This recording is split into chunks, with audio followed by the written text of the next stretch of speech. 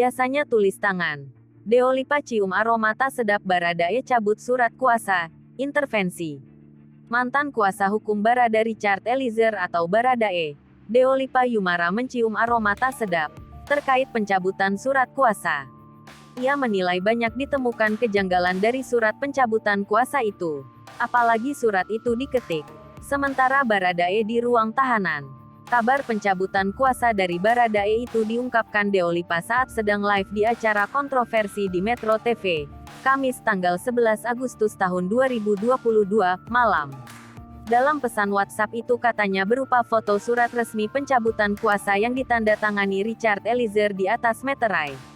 Ia kemudian membacakan surat pencabutan kuasa itu, yang disebutkan dalam surat ditandatangani langsung oleh Barada Richard Eliezer. Dua Lipa menilai surat pencabutan kuasa sangat janggal. Apalagi bahasa yang digunakan sangat bahasa hukum dan ia tidak yakin pencabutan kuasa benar-benar atas kemauan Barada Eliezer. Dengan surat itu, kata Dua Lipa, maka saat ini Baradae tidak didampingi pengacara.